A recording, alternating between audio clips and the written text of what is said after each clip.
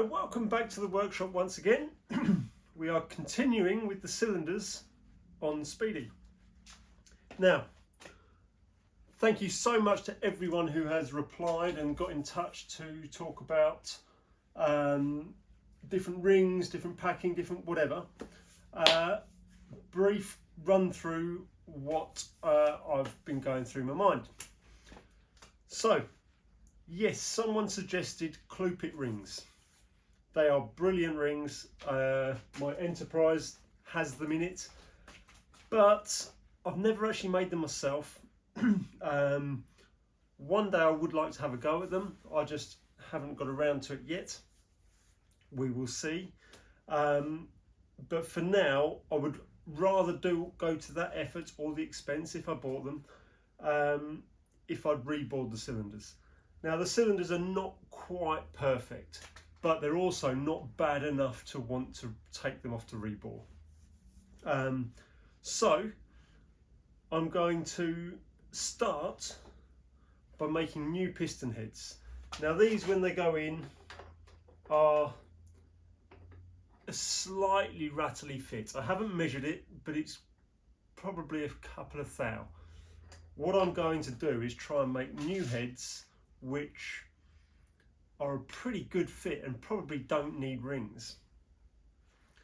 And I'll leave, but I will put rings on them, but I won't put as wide a ring as we have here. So there'll be more web in between, which will hopefully be a tighter fit anyway, plus a couple of rings. But that will also give me space to do more to them in the future if we choose to do something different. So that's the first plan.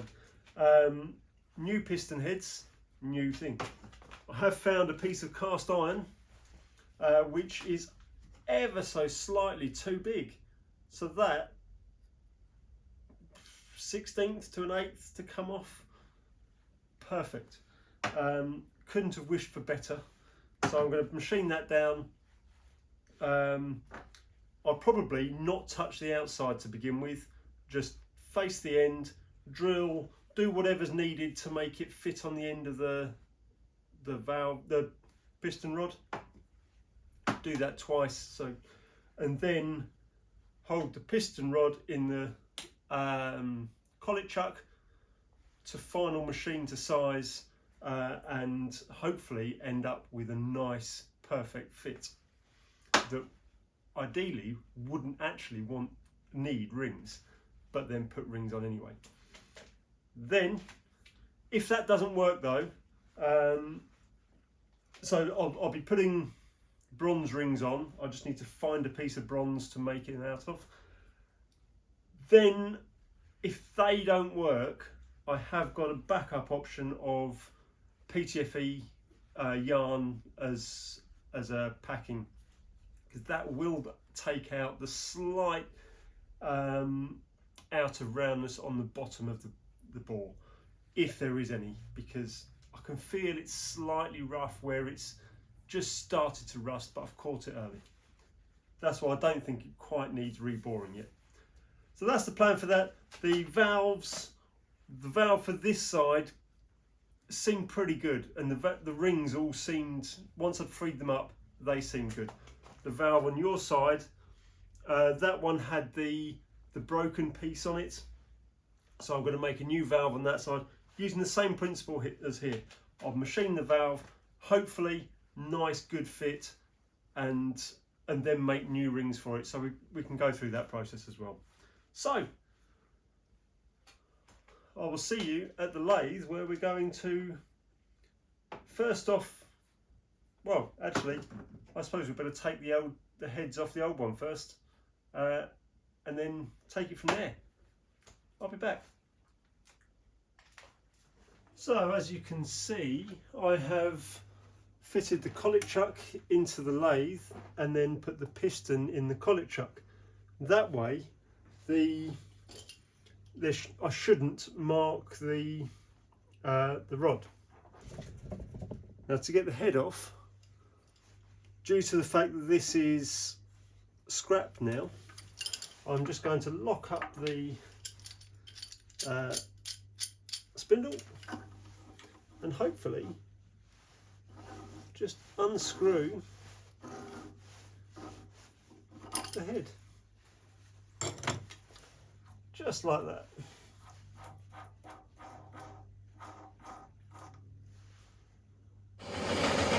So having that much bar sticking out the chuck looked a bit dodgy, couldn't really part it off, so into the bandsaw, cut it just over length, and then we can just chuck it in the lathe, face it, drill it, tap it, and we'll face the other end once it's in the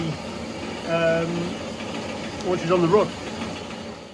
So I have faced the front of the blank. Second one's just finished cutting as well. Faced the front of the blank. I've then centre drilled, and then ever so slightly counterbored to match the original. I'm now going to go through with the tap, but it gives me a good opportunity to show off a little tool which I acquired recently.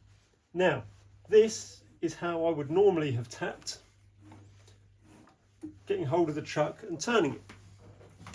However, now I'm not sure if this was handmade or bought, but I have seen a similar one that was the same colour as the lathe recently.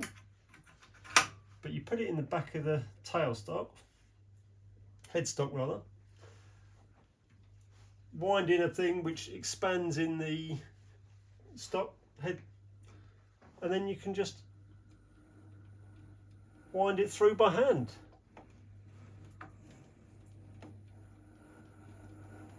Which makes life a heck of a lot easier.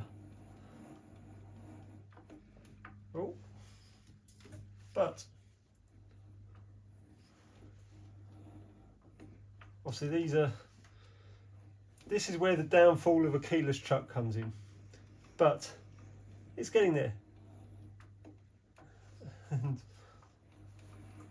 I'll finish this and I'll be back. So with any luck, this should be my final cut. It might be a thou oversized, but I plan to polish it down. Yeah, hopefully, fingers crossed, that will be that. For the first side, then it's just repeat for the other side. Obviously I still need to put rings in there, but that should be it. I'm going to try it in the engine as well anyway, just to make sure I've got clearance at each end of the stroke.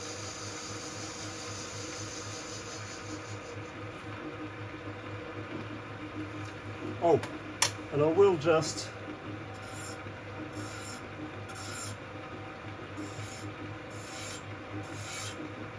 break the sharp corners off.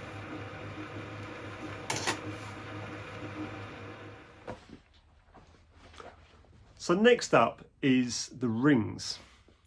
Now, I've already set up the bronze in the machine, but I'm not happy with that, in that I'm going to put the grooves in the pistons first, because the grooves in the piston will be the width of a parting tool.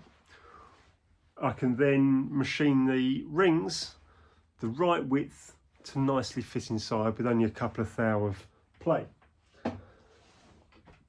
Sizes of the rings. Now, I'm going to use a method that my father uses, which has always worked pretty well for his engines. I will measure the bore of the cylinder. I mean, I already know that anyway. I've done that to be able to make the pistons. Calculate from that diameter the circumference of the cylinder. Add on a saw cut thickness, 40 thou for a Dremel blade, probably about the thinnest cut I can make. Maybe I'll add 50 thou on, so there's a bit of extra. That'll be good. Recalculate with the circumference added to 50 thou more, calculate the diameter again, probably only be a couple of thou bigger. Machine to that, bore it out with only a 30 thou wall thickness, nice amount that it will hold its ping, but also deform nicely to find its own level around the bore. Hopefully, once I've then machined it, parted it off, cut the gap, it won't fit. Hopefully it'll be just too big, and then I can just pinch the ends of the ring around a file and just ever so slightly just keep filing the gap until the ring drops in nicely, and then we should have the perfect size ring. Then it'll just be a case of rolling the ring to make it expand into a slightly bigger circle. I'll do that with a bit of bar inside it and roll it on the table of the mill or on a surface plate, which should just stretch it slightly and give it that tension it needs to push against the wall, and then it'll close up nicely and make a good seal. So that's the theory. Let's get going.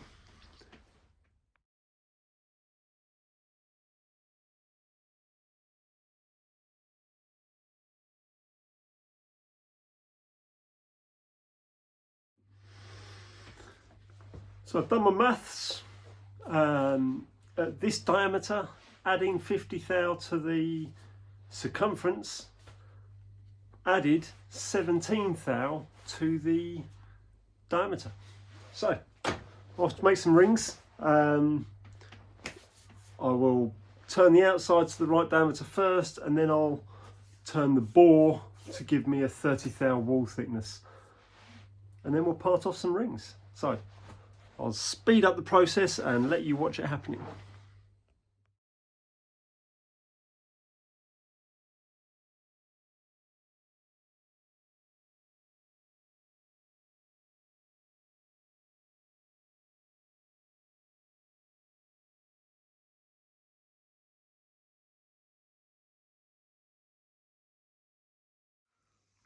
So there we have 2 rings. Next stage is cut them with the Dremel and then fit them to the balls. So there's the other 2.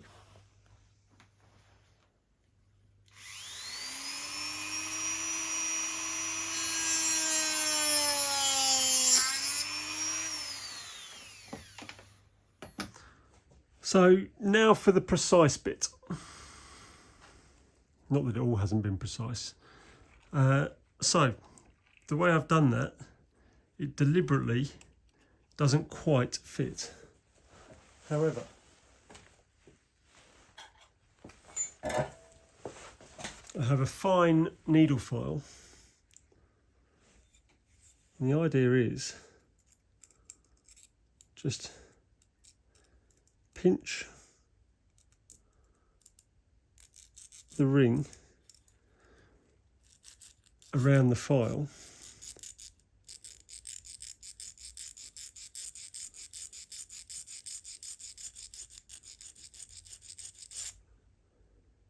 and delicately, that way whatever angle you do matches both ends automatically, and just take off a tiny little bit at a time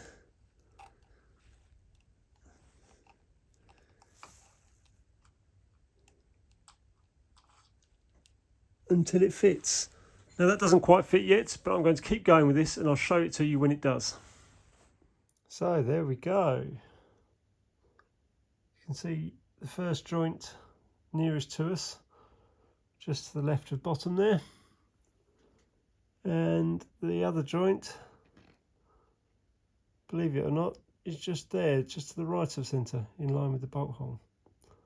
So I might have deburred this one a bit too much, so there's a bit of a V there, but you can see how the tight fit makes it follow the contour of the bore. The one closest to us I might have done a bit too much, but we'll put it on the we'll give it a bit of flattening out and then put it in the piston and put it back together.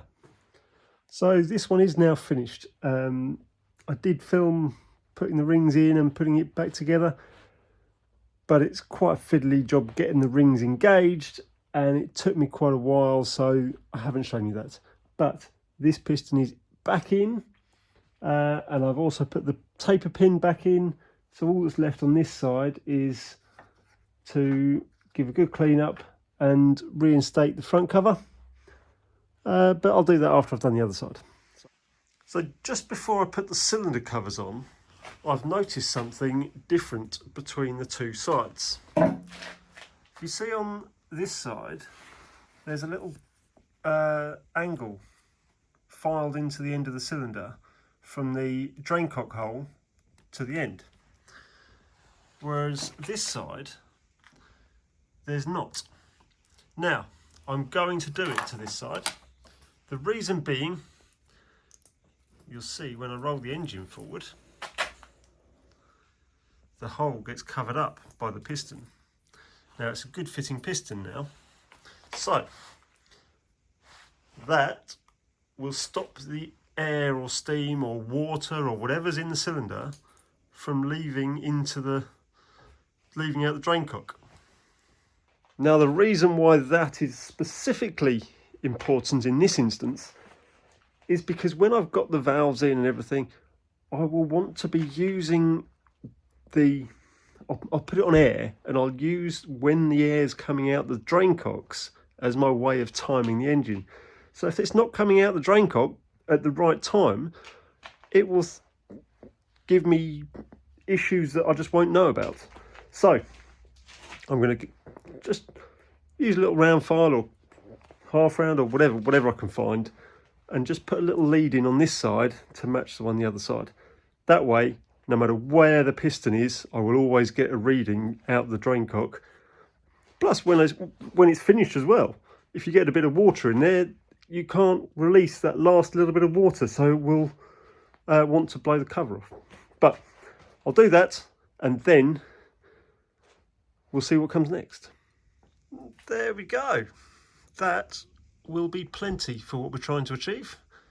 So, next job, put the cylinder covers on.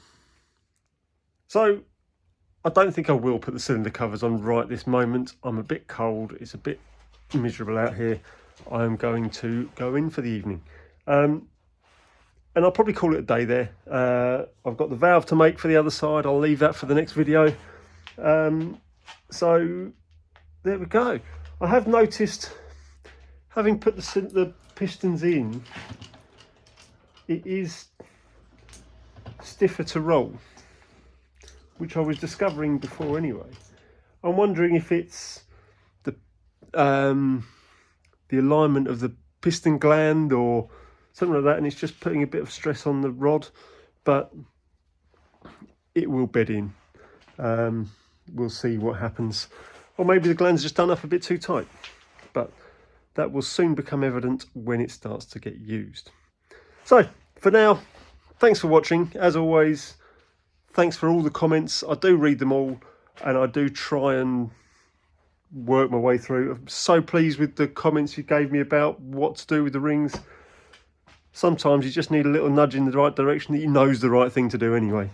You may have noticed with the thickness of the rings, I've got space that if these do still blow a bit, I am tempted still, as one person suggested, I did put a little oil groove in the middle of the piston as well, but I could make that bigger and make it into a packing ring as well. So it's got sort of LBSE packing as well as the two bronze rings.